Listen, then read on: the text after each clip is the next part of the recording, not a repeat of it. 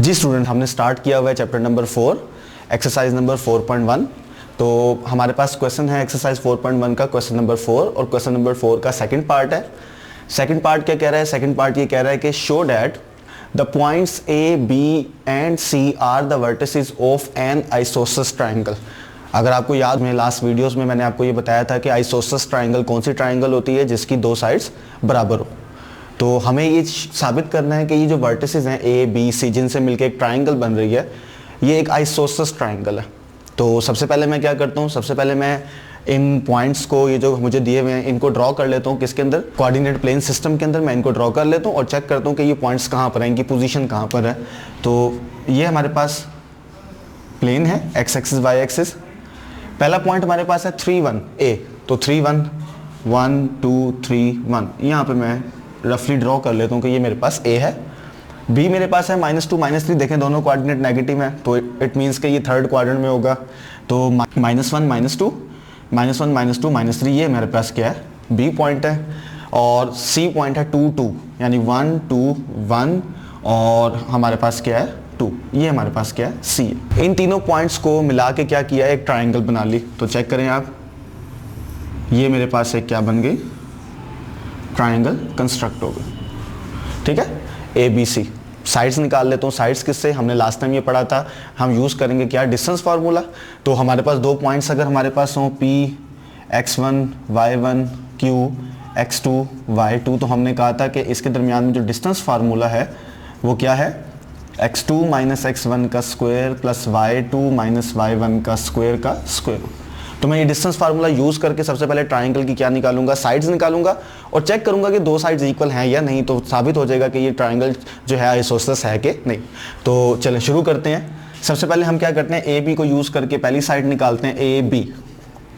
जी, ए और बी दोनों पॉइंट हमारे पास मौजूद हैं। डिस्टेंस फार्मूला यूज़ करते हैं और ए बी के दरमियान डिस्टेंस फाइंड करते हैं। x2 माइनस x1 -2 -3 का square plus y2 minus y1 का स्क्वायर। -2 -3 -5 और -5 का स्क्वायर 25, -3 -1 -4 का स्क्वायर 16 और जवाब आ गया 41 का स्क्वायर रूट। तो ये मेरे पास ट्राइंगल की क्या आ गई? पहली साइड निकल है ए बी। ये वाली साइड मैंने फाइंड कर ली है। नेक्स्ट मैं क्या करने लगूँ? बी और सी फाइंड करने लगूँ। B C side, B C के ऊपर डिस्टेंस फार्मूला यूज करने लगूँ। जी, x2 माइनस x1 2 माइनस 2 का स्क्वायर y2 -1 2 -3 का स्क्वायर माइनस प्लस 2 + 2 4 4 का स्क्वायर 16 माइनस प्लस 2 + 3 5 5 का स्क्वायर 25 और ये मेरे पास आ गया 41 का स्क्वायर रूट। तो ये मेरे पास दूसरी साइड आ गई, कौन सी? B C. अगर आप डायग्राम में भी देखें तो आपको लग रहा होगा कि ये साइड और ये साइड, इन दो साइड की ही लेंथ बराबर लग रही है और थर्ड बहुत छोटी साइड है मैंने ड्रॉ करी है तो थर्ड साइड बराबर नहीं है। लेकिन बहरहाल आप डायग्राम के बगैर भी आप जज कर सकते हैं। नहीं, अब आप क्या करें? ए और सी का डिस्टेंस ले लें और थर्ड साइड फाइंड कर सकते हैं। लेकिन मेरा ख्याल है मुझे ज़रूरत नहीं है फाइंड करने की। उसकी वजह यह है कि मुझे सिर्फ ये साबित करना था कि show that the vertices A B C are the vertices of an isosceles triangle.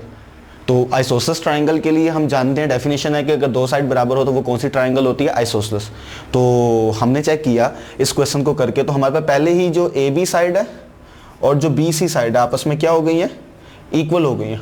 अगर ए बी और बी सी साइड आपस में इक्वल हो गई तो हेंस इसका मतलब है, साबित हो गया, हेंस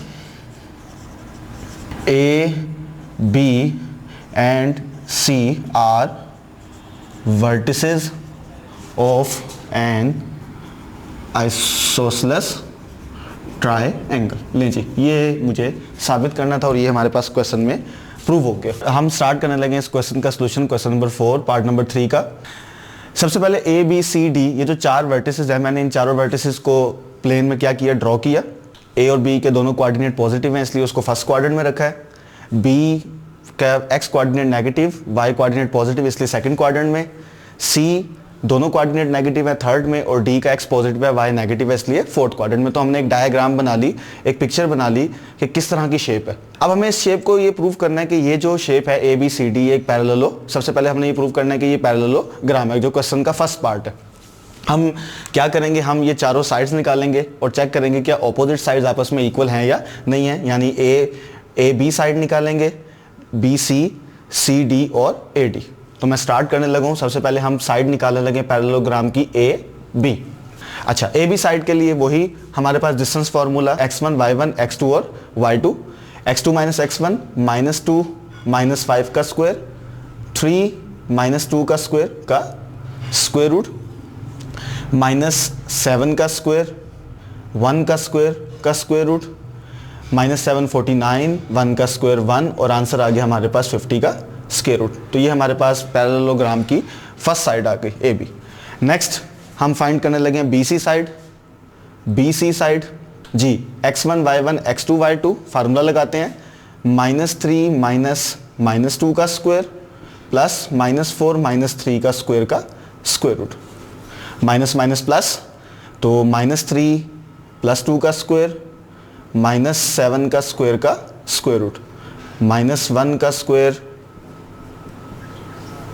149, और ये हमारे पास आंसर आ गया 50 का स्क्वायर रूट। ये हमारे पास दूसरी साइड आ गई B C. Third side find करने लगे हैं सी डी का डिस्टेंस फाइंड करने लगे हैं C D. x1 y1 x2 y2 4 -3 का स्क्वायर प्लस -5 -4 का स्क्वायर रूट, 7 का स्क्वायर -1 का स्क्वायर रूट, 49 + 1, और ये हमारे पास आंसर आ गया 50 का स्क्वायर रूट। तो ये हमारे पास सी डी थर्ड साइड आ गई पैरेललोग्राम की।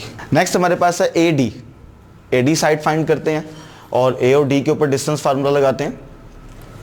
ये हमारे पास ए और ये D, x1 y1 x2 y2 4 -5 का स्क्वायर -5 -2 का स्क्वायर रूट, 1 का स्क्वायर 1, ये -5 -2 -7 का स्क्वायर 49, और हमारे पास आंसर आ गया 50 का स्क्वायर रूट। तो ये हमारे पास फोर्थ साइड आ गई।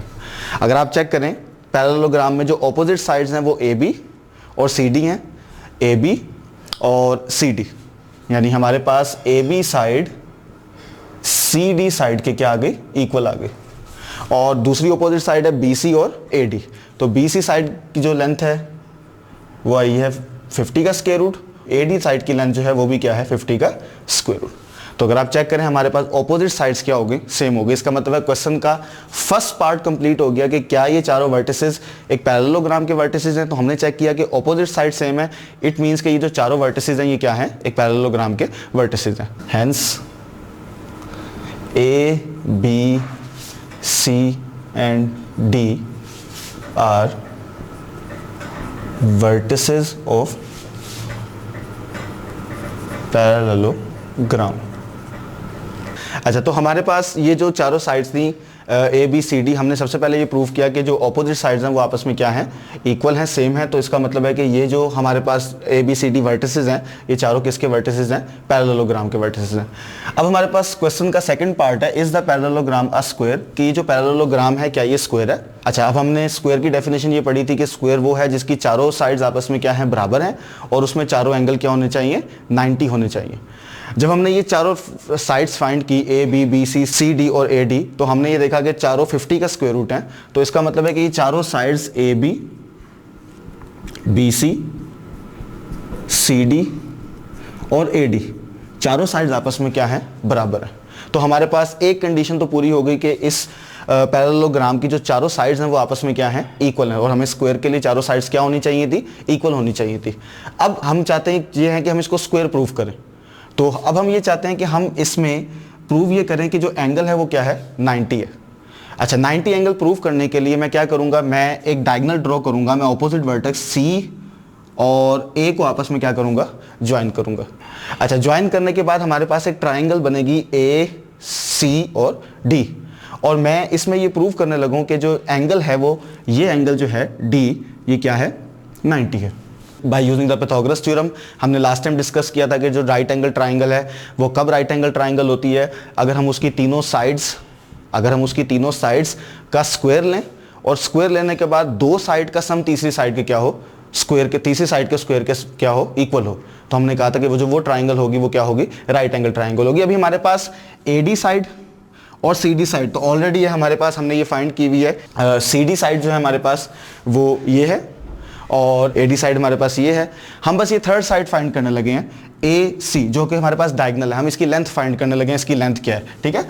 तो हम AC फाइंड करते हैं, डिस्टेंस फार्मूला लगाते हैं A और C के ऊपर, x2 minus x1 minus 3 minus 5 का square plus y2 minus y1 minus 4 minus 2 के स्क्वायर का स्क्वायर, माइनस 3 माइनस 5 माइनस 8 और माइनस 8 का स्क्वायर 64, माइनस 4 माइनस 2 माइनस 6 का स्क्वायर 36, और हमारे पास आंसर आ गया 100 का स्क्वायर रूट। हमारे पास आंसर आ गया 100 का स्क्वायर रूट। ये AC थर्ड साइड हमारे पास फाइंड हो गई। अच्छा, हमने पहले फाइंड की हुई है, चेक करें। अगर हमने पहले फाइंड की हुई है AD साइड 50 का स्क्वायर रूट, और हमने CD साइड फाइंड की हुई है, और वो CD साइड क्या है 50 का स्क्वायर रूट।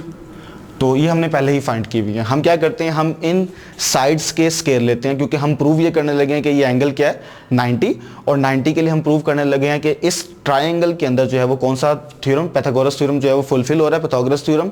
तो 90 की ऑपोजिट साइड हमारे पास आप जानते ही हैं क्या होती है, हाइपोटेनस। तो हम इस साइड को कंसीडर कर रहे हैं हाइपोटेनस, बेस और परपेंडिकुलर। लेकिन इससे कोई फर्क नहीं पड़ता, क्योंकि हमने ये कहा था कि अगर हमें ना भी पता हो कि कौन सी परपेंडिकुलर है, कौन सी हाइपोटेनस है, कौन सी बेस है, तो जस्ट हम 3 साइड्स का स्क्वायर लें और कोई से 2 के स्क्वायर का सम थर्ड के बराबर हो। तो हम चेक करते हैं, यहाँ पर हम इस साइड का सबसे पहले क्या लेते हैं, स्क्वायर लेते हैं। अगर मैं स्क्वायर लूँ तो स्क्वायर रूट कैंसिल हो जाएगा और मेरे पास आंसर 50 आएगा। अगर मैं इस साइड का स्क्वायर लूँ, स्क्वायर रूट कैंसिल होगा, 50 आएगा। और मेरे पास ये वाली साइड AC वो 100 का स्क्वायर रूट है। तो अगर मैं AC साइड का स्क्वायर लूँ तो वो क्या आएगा, 100 आएगा। तो आप चेक करें, AD साइड का स्क्वायर, CD साइड का स्क्वायर और AC साइड, हमने तीनों जब साइड्स का स्क्वायर लिया तो ये 2 50 आई हैं और ये 100 आई है। मतलब इन दो का सम इस थर्ड की इक्वल आ रहा है, थर्ड साइड के स्क्वायर के इक्वल आ रहा है। इट मीन कि ये जो ट्राइंगल है ये क्या है, एक राइट एंगल ट्राइंगल है, क्योंकि इसके अंदर पाइथागोरस थ्योरम क्या हो रहा है, फुलफिल हो रहा है। तो मैं इसको लिख भी देता हूँ, AD का स्क्वायर प्लस CD का square is equal to AC का स्क्वायर। ये फुलफिल हो रहा है हमारे पास पाइथागोरस थ्योरम। तो इट मीन इन दोनों में ये जो राइट पे है ये पर हाइपोटेनस है, कोई सी भी साइड बेस और परपेंडिकुलर ले सकते हैं। इन दोनों में कॉमन पॉइंट कौन सा है, D है। इट मीन जो D पर एंगल है वो क्या है, 90 है हमारे पास। तो हमने ये प्रूव कर दिया, इसमें एक एंगल क्या है, 90 है। और मैंने आपको बताया था स्टार्ट में भी कि पैरेललोग्राम की प्रॉपर्टी होती है कि उसके ऑपोजिट एंगल क्या होते हैं, बराबर होते हैं। तो अगर ये 90 है तो इट मीन ये एंगल भी क्या है, 90 है हमारे पास, ठीक है। और चारों एंगल का सम 360 होता है, 2 90 हैं, ये 2 सेम होने चाहिए। तो इट मीन ये दोनों भी क्या हैं, 90 हैं। तो हमारे पास जो है इस तरह साबित हो गया कि ये जो डायग्राम थी ABCD, यानी ये जो हमारे पास पैरेललोग्राम थी, ये पैरेललोग्राम में क्या है, स्क्वायर है। तो मैं लिख देता हूँ इसको, hence ABCD are vertices of a square.